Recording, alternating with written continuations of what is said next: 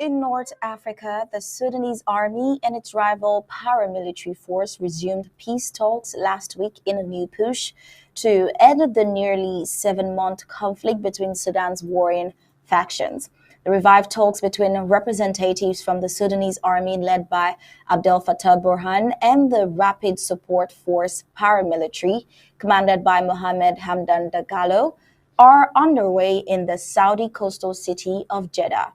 The kingdom's foreign ministry said in a statement on Thursday, October 26. The talks are being brokered by both Riyadh and Washington, the statement said. Now, the RSF and the army both confirmed on Wednesday that they would participate in the talks. The previous peace talks were held in Jeddah earlier this year but broke down in late June. Washington and Riyadh accused both sides of failing to abide by ceasefire deals they had agreed to since April.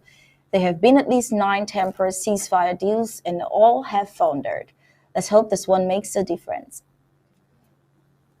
Meanwhile, DRC ceasefire breaches raise tension as AU rethinks peace intervention. The African Union is rethinking future intervention missions in conflict zones as ceasefire breaches in the Democratic Republic of Congo, who are forcing the East African Community Regional Force into combat. The African Union first launched its disarmament, demobilization, and reintegration program in 2011, targeting conflicts like the one in the DRC.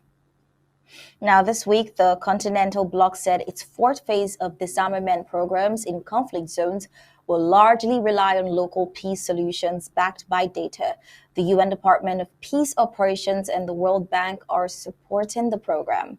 Only strategic and in-demand interventions in conflict will be prioritized, with regional economic blocs and national governments allowed the lead role.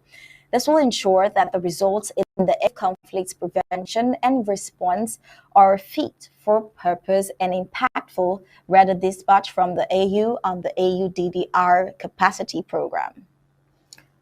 Well, from West Africa, trade tops their agendas. Germany's Scholz meets Nigerian leaders on West Africa trip.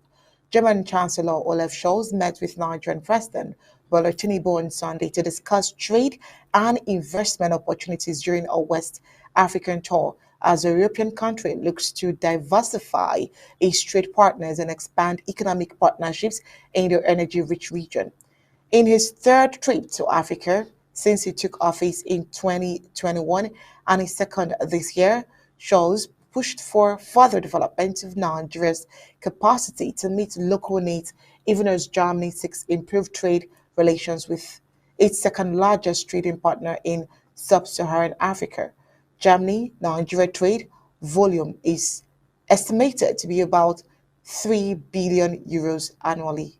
All major aspects of the two countries' cooperations, including working with Nigeria to help tackle regional and global issues such as migration, security, and rampant coups in West and Central Africa, Scholz told Tinubu during their meeting in the capital of Abuja.